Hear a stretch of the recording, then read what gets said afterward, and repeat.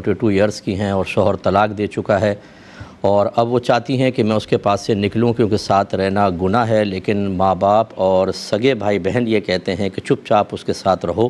تمہاری اپنی بیٹیاں بھی ہیں، آ جاؤ گی تو مصیبت ہوگی۔ اور اگر وہ کہتی ہیں کہ مفتیان کرام نے فتویٰ دیا تو کہتے ہیں مفتیوں اور فتووں کے چکر میں مت پڑو، حرام و حلال کے چکر میں مت پڑو، تو کیا حکم شرع ہوگا؟ تو اس کا جواب میں پچھلے پروگرام میں دے چکا ہوں۔ بس یہاں پر اس بہن کے لیے ایک مشورہ باقی تھا جو مجھے دینا ہوگا۔ یہ تمام بہنیں ہماری یاد رکھیں کہ بعض اوقات ایسا ہوتا ہے کہ شوہر 3 طلاقیں دے دیتا ہے، عورت نے بقائی میں ہوش و حواس سنا ہوتا ہے، اس کو بالکل 100% یقین ہوتا ہے، لیکن شوہر مکر جاتا ہے اور وہ کہتا ہے کہ میں نے تو ایسی 3 طلاقیں نہیں دی یا کم دی ہیں، اور قسمیں بھی کھا لیتا ہے۔ ایسی صورت میں ظاہر شرع کے مطابق شوہر کے حق میں فیصلہ ہوتا ہے، کیونکہ اولاً لڑکی سے کہا جائے گا آپ گواہ پیش کریں، اگر وہ کہتی ہے میرے پاس گواہ نہیں ہیں تو شوہر سے کہا جاتا ہے کہ آپ قسم کھائیں کہ آپ نے 3 طلاقیں نہیں دیں۔ اگر وہ قسم کھا لیتا ہے تو ظاہر شرع کے مطابق اس کے حق میں فیصلہ ہوگا، کیونکہ مفتیان کرام کسی کے باطن کو نہیں جانتے۔ ہمارے نبی کریم صلی اللہ علیہ وسلم نے بھی ظاہر کا اعتبار کر کے ہی فیصلہ فرمایا ہے۔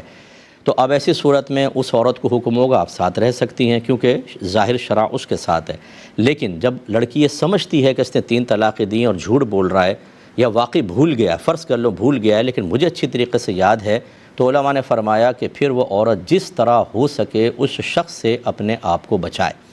اس میں چاہے تو کورٹ سے خلا لے لے، اس صورت میں فسخ نکاح کرے اور اپنے آپ جان چھڑائے، یا اگر اس کے پر بھی قادر نہیں ہے تو وہ گھر میں اگر رہتی ہے تو بالکل اس کا سامنا نہ ہونے دے، اس کو کمرے میں نہ آنے دے، اسے قریب نہ آنے دے، جس طرح ہو سکے وہ اپنی عزت کی حفاظت کرے۔ کیونکہ یاد رکھے کہ 3 طلاق کے بعد اگر دوبارہ عورت کسی اور سے نکاح کر کے جو پروسیس ہے جس کو حلالہ کا پروسیس کہتے ہیں وہ شوہر کے پاس واپس نہ آئے